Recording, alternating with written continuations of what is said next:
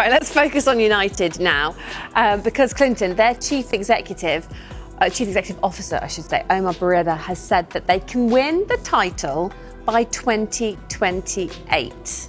Can they do that?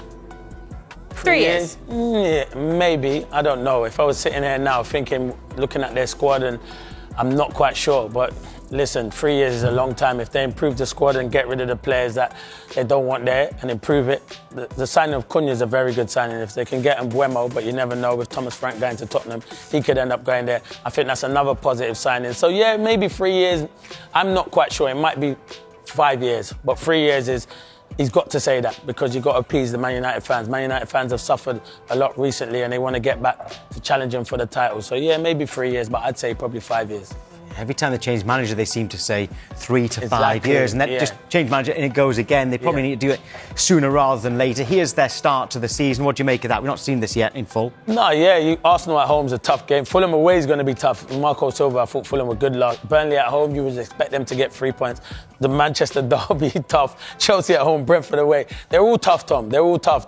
You look at that and probably say, not being disrespectful to Burnley, but Burnley's the only probably given where you think Man United could go and get the 3 points at home. But last season at home, Man United weren't that good. So they will improve, though. Man United won't be like how they were last season. They will improve. And it's a big season for this Rúben Amorim. He made loads of excuses last season. I don't want to see excuses. I want to see Man United producing and picking up points. You mentioned Matheus Cunha being a great signing for them. Thereafter, Brian Bremo as well.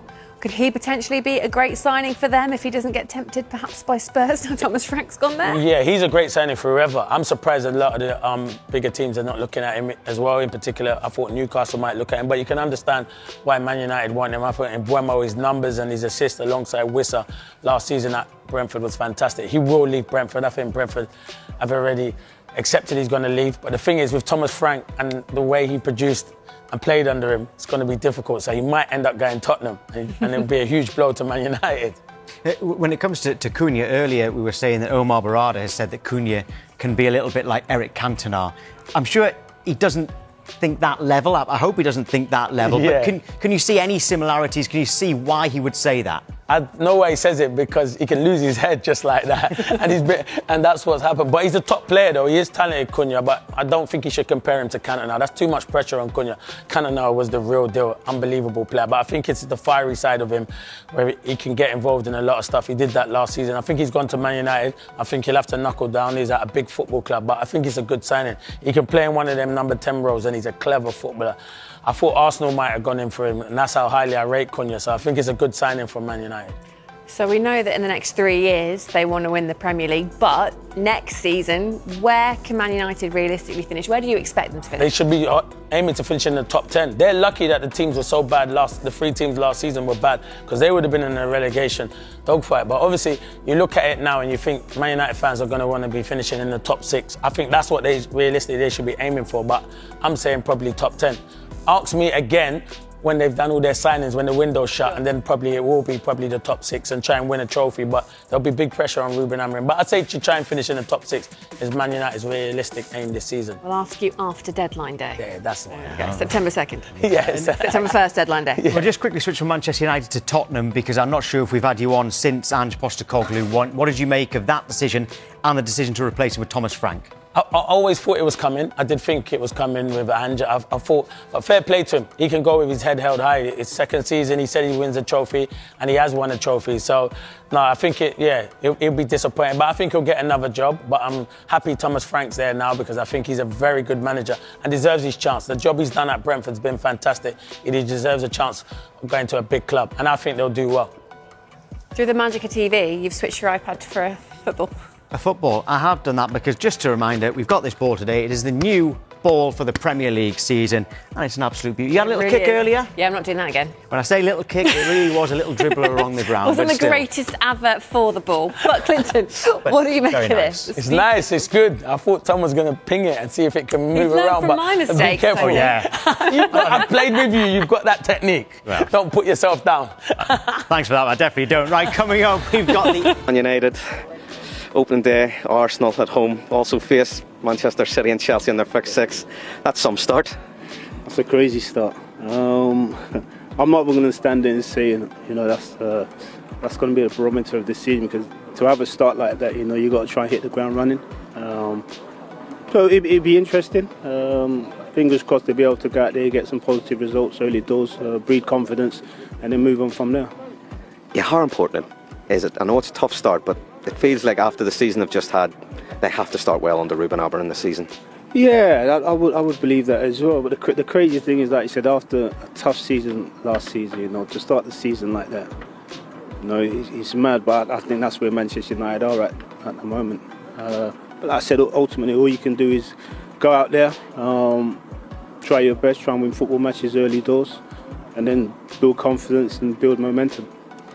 When you were a player yourself, what fixtures were you looking for on the opening day when they were released? Which one were you always in the diary? That's the one I'm looking forward to.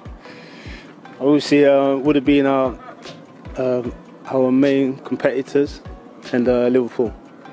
You know, those are games you always look forward to, the Liverpool game, because you knew, regardless what position they were in, you always knew you was going to have a tough game there. And me personally, I love playing at Anfield as well, so yeah, I really look forward to that. And like I said, the teams that you know are going to push you in the Premier League, you're looking out for those games.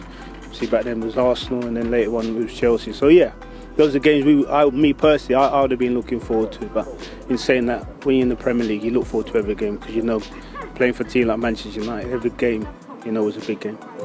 Just going back to Rúben Amorim, you know, obviously it was his first season. You know, where are you with him? Are you giving him time? Do you think he deserves the time to get it right with the system and everything that he tries to play with? We all deserve time. You know, I think as managers, you know, when you go in as a manager, you know, you got to be given time. And I know everyone wants a quick fix, but sometimes in football, you know, things like that don't happen. Everything's a process. It takes time.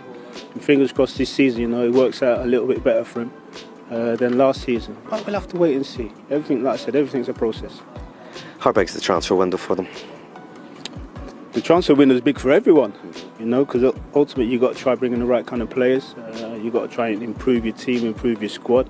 And it all depends what kind of players you're looking at, you know, and what direction to try and go in as well. So yeah, I don't think it's any different than anybody else. You just want to improve. You know, you want to get yourself in a better position than you found yourself in last season. So yeah, transfer windows are always very important. Just bringing in the right personnel. Goals seem to be a problem, Andy. You knew where the back of the net was. Rasmus Højlund, you know, we've seen them being linked with Brand and Buemo. Did they have to find a way of scoring more goals next season? I would answer that exactly the same as well. All teams want to score goals, you know, and in Manchester United's case, of course they need to score more goals, you know. However you look at football, the more goals you score, the more matches you win, and that will never change. So yeah, they have to sort that problem out, get themselves more goals in the team, and hopefully they'll be able to do that, like you mentioned just there, transfer window, and bring in players in. It sounds like and looks like looking